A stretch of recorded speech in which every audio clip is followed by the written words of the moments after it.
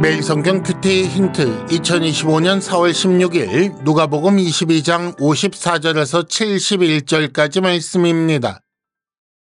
예수를 잡아 끌고 대제사장의 집으로 들어갈새 베드로가 멀찍이 따라가니라. 사람들이 뜰 가운데 불을 피우고 함께 앉았는지라 베드로도 그 가운데 앉았더니 한 여종이 베드로의 불빛을 향하여 앉은 것을 보고 주목하여 이르되 이 사람도 그와 함께 있었느니라 하니 베드로가 부인하여 이르되 이 여자여 내가 그를 알지 못하노라 하더라. 조금 후에 다른 사람이 보고 이르되 너도 그 도당이라 하거늘 베드로가 이르되 이 사람아 나는 아니로라 하더라. 1시간쯤 있다가 또 한 사람이 장담하여 이르되 이는 갈릴리 사람이니 참으로 그와 함께 있었느니라. 베드로가 이르되 이 사람아 나는 네가 하는 말을 알지 못하노라고 아직 말하고 있을 때에 닭이 곧 울더라. 주께서 돌이켜 베드로를 보시니 베드로가 주의 말씀 곧 오늘 닭 울기 전에 네가 3번 나를 부인하리라 하심이 생각나서 밖에 나가서 심히 통곡하니라. 지키는 사람들이 예수를 희롱하고 때리며 그의 눈을 가리고 물어 이르되 선지자 노릇하라 너를 친 자가 누구냐 하고 이 외에도 많은 말로 욕하더라. 날이 새매 백성의 장로들 곧 대제사장들과 서기관들이 모여서 예수를 그 공회로 끌어들여 이르되 네가 그리스도이거든 우리에게 말하라. 대답하시되 내가 말할지라도 너희가 믿지 아니할 것이요 내가 물어도 너희가 대답하지 아니할 것이니라. 그러나 이제부터는 인자가 하나님의 권능의 우편에 앉아 있으리라 하시니 다 이르되 그러면 네가 하나님의 아들이냐? 대답하시되 너희들이 내가 그라고 말하고 있느니라. 그들이 이르되 어찌 더 증거를 요구하리요? 우리가 친히 그 입에서 들었노라 하더라. 아멘.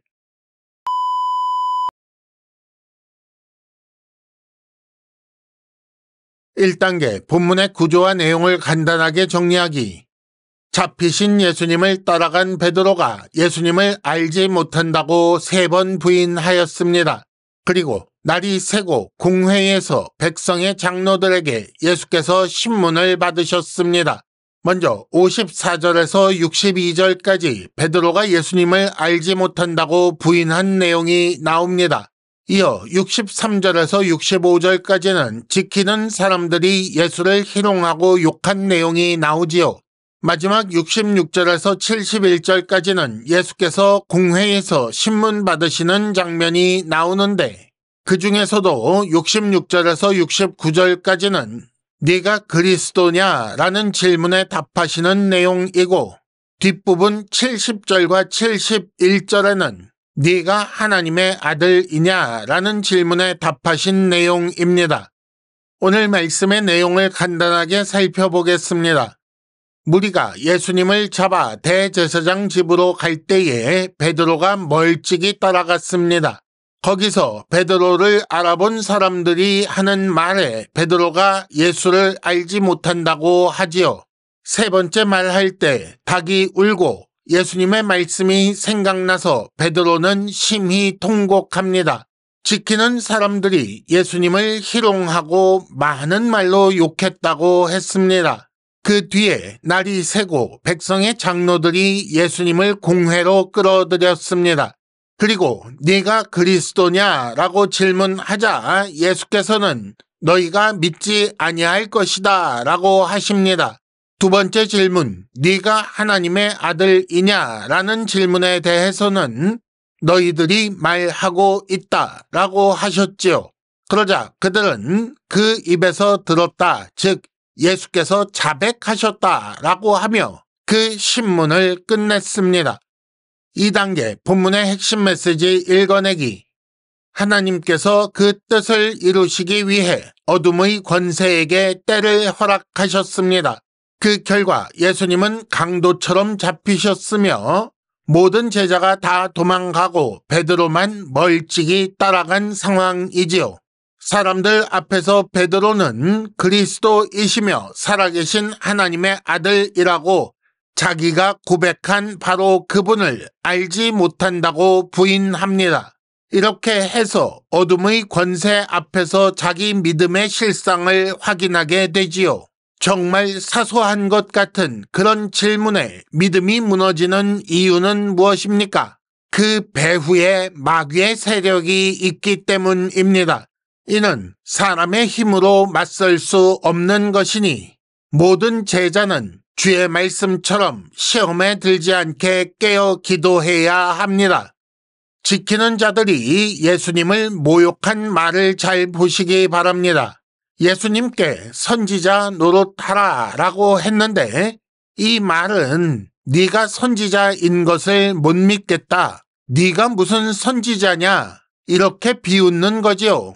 이렇게 함으로써 그들은 예수님이 선지자라는 사실을 부인한 것이며 예수를 통해 증언된 모든 것, 하나님에 대한 예수님의 증언과 예수님 자신에 대한 증언들, 그리고 대속을 위한 그의 생애 전부를 부인한 것입니다.